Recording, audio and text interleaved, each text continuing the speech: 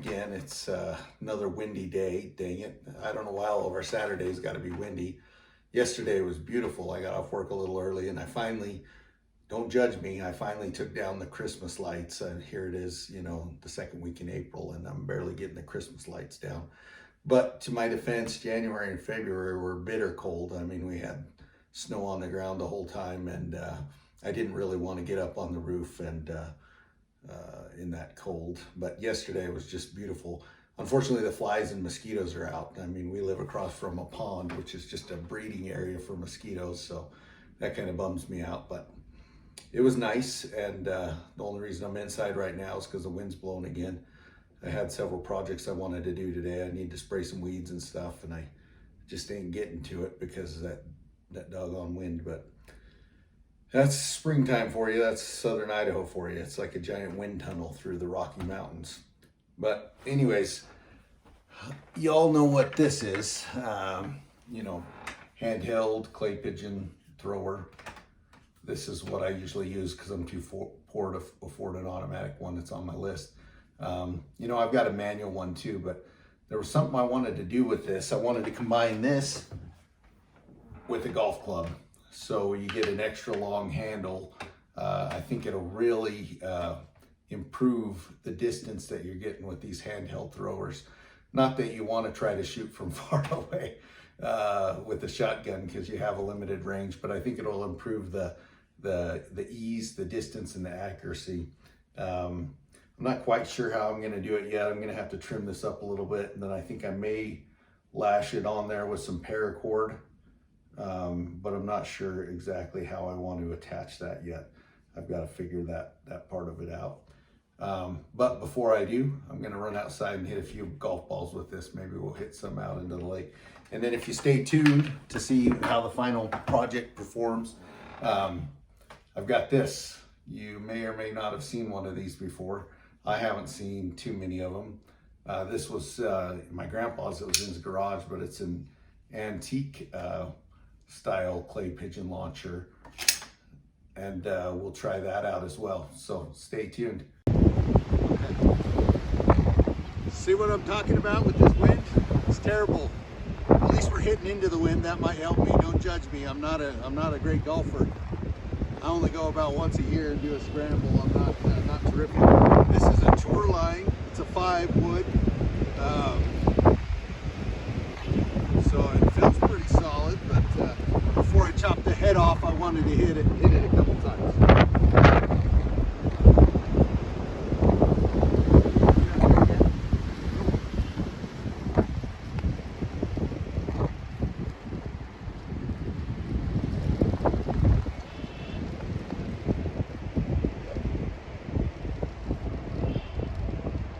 Usually I'm doing this with rocks or pine cones.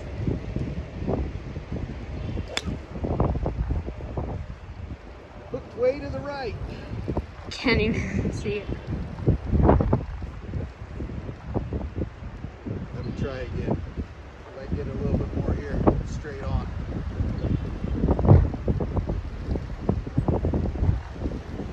Blame it on the wind.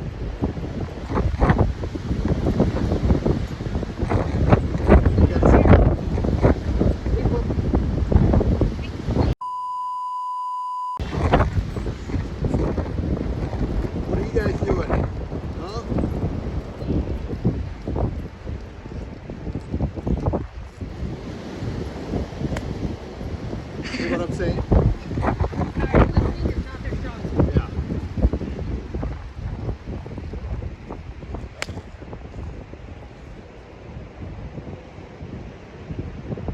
Whoa, did you see how far out that went? Are you even filming the water? I am. Woo, that was a good hit. I'll try to Maybe get you it, need to but come over a little bit more so you can actually see the water. That one took a while before it hit the water. Thank you, wind.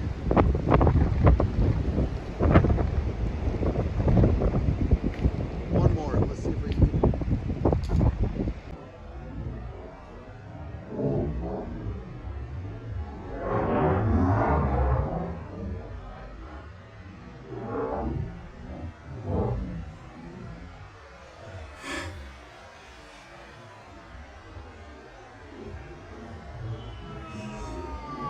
I'm swinging for the fences.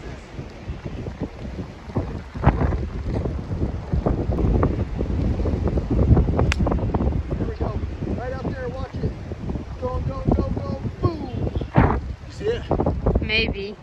Couldn't tell if it was it or Here, you not. come hit the last one. No, I suck.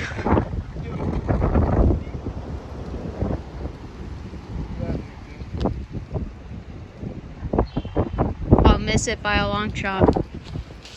It's just for fun.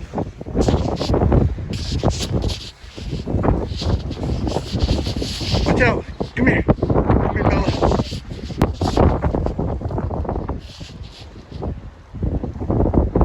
That golf club's a little too long for you, but that's okay.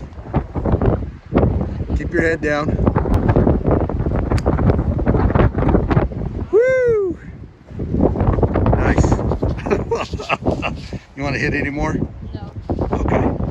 So this is what I've got so far. I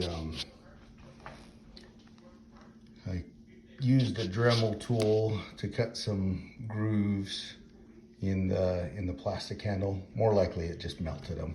I did it on both sides because I really want to, I'm thinking about doing paracord and I really want to lash it down tight. So cutting some grooves will allow me to get that cord down tight. Cut the head off the golf club, and the little spacer that was next to the club, I saved that and I super glued it down here, which will keep it from coming out of the opening that I melted there. Use some epoxy. The great thing about this is there's no wrong or right way to do it. So you can't screw it up, I don't think. We'll see how well it holds. I may have to tweak it. But you're out $10 if you mess up. The golf club was $3 at a thrift store, and these are pretty cheap. These little plastic throwers are pretty cheap too. So we'll see how it goes. So I got some initial lashing done to secure it on through those grooves that I had melted into the plastic. Now I'm going to go back over it with another pattern just to finish filling out the handle. Like I said, there's probably more than one way to do this. There's no wrong way to skin a cat. So you may come up with a better way to do this. 2,000 years later. All right, welcome back. It's not quite so windy today, a little overcast, but we're just out behind my place here. I finished the launcher, and I was just kind of figuring it out as I go, but I did have to drill a hole, which was challenging, drilling a hole through a golf club handle. I don't know if it was that chrome plating or what, and it was round shaped, so it was kind of hard to get through, but I did have to put a screw through it because obviously the paracord didn't keep the handle from rotating, so it was pretty much worthless. You can buy these at the store. They do make one. It's about $25. It comes with a white plastic dowel that snaps into the handle. So I mean, if you don't want to waste the time making one, just go down and drop $25 and buy one. Again, I probably made this for less than 10, but we're going to try throwing this one. And I've got a regular one, just a regular one without. So we're going to measure the distance. And then I've got this antique kind of vintage one. I've never used this one, so it's spring loaded. We'll see how it does. I'll start with the regular one first, and we'll see how far it can throw out there. I've got this new Vortec rangefinder I just picked up the other day. It was on clearance, $150, and I got my son out in the field with one of our cats, and he's going to stand out there by it so I can measure the distance. So all right, let me see if I can get this figured out. All right, you ready? So this is test number 1 with the regular launcher.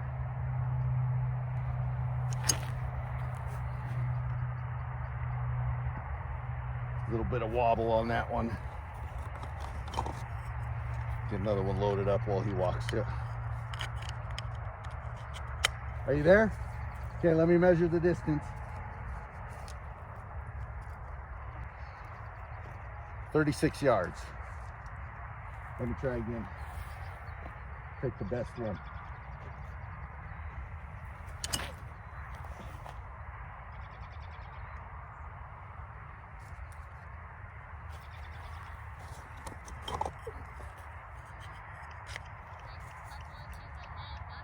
A couple inches further? Okay. Let me try one more. I'll see if I can really rip it. Yeah, we had a good spin on that one.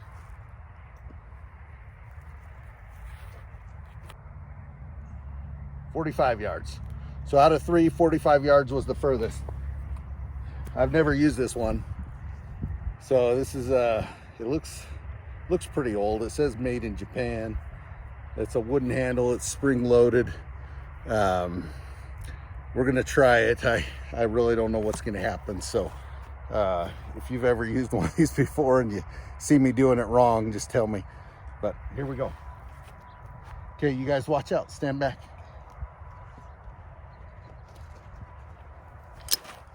Oh, went off to the left. Just about 5 feet from me. So you cock it back, you put it in, but I'm not sure how far back in it's supposed to go. I'll try sliding it in as far as it'll go this time. Maybe that'll keep it from popping out to the side. All right.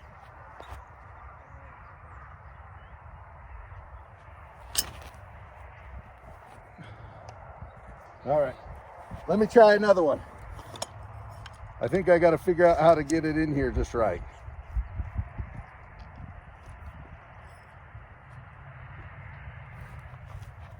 Okay, maybe we'll do it somewhere in between where that last two was. Okay. All right, here we go. Got this little hole about here. Ah! If you don't put it in all the way, it just pops out to the side there. All right, try number 4. I don't think it's left-handed, but I can't get it to go forwards. It keeps wanting to go to the side. All right, I'm gonna maybe turn a little bit because it keeps wanting to shoot out to my right.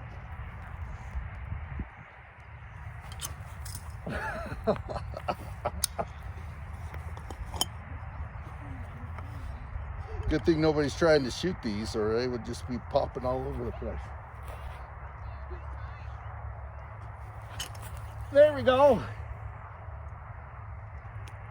It threw a little bit further that time. I finally got it out in front.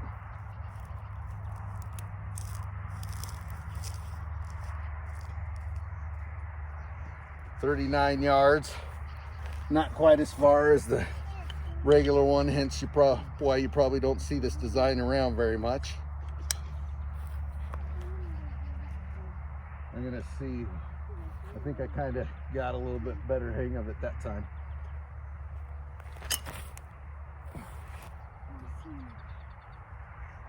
I had to kind of more tomahawk it to get it out in front of me. Yeah, it didn't go as far. All right.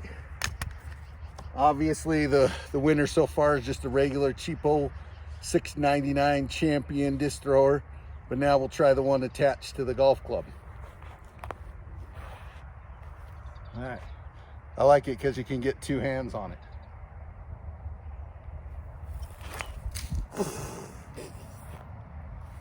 Well, I'll be editing that part out.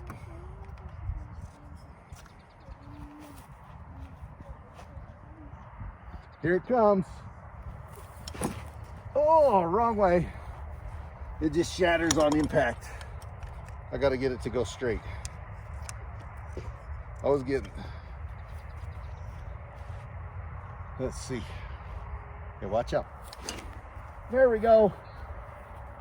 Woo! It was high in the air. It didn't go as far as it looked.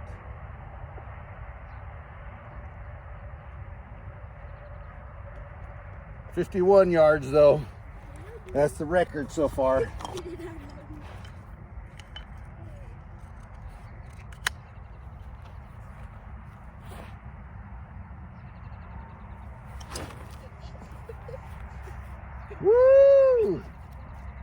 We're making Jesse run for that one.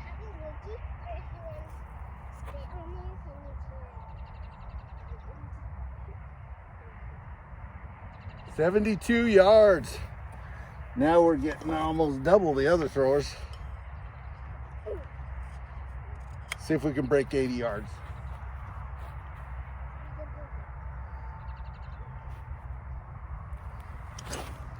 Oh, that one went too high. Let me try one more.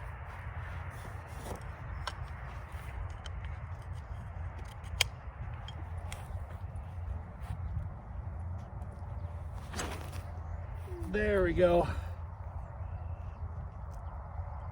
That one hooked off more to the left there. We'll measure this. This will be our last one.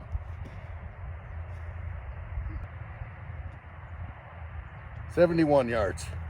But obviously, you know, 36 or 45 yards compared to over 70 yards, that extra leverage from the golf handle really works. So if you really want to get some distance, practice your long range shotgun shooting, maybe try rigging one of these up. Well, it's joke time. So there was this church, and the person who rang the bell every Sunday had passed away. So the father was looking for somebody new to ring the bell, and put out a job application. And this guy shows up to apply for the job, and he's got no arms. And the father says, "Hey," he says, "I understand you really want the job, but," he says, "there's a rope. You gotta be able to pull it, and you got no arms."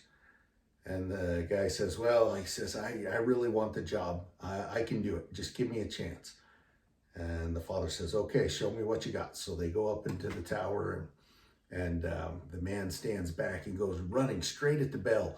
Boom, dead on, hits it, and it's a beautiful sound.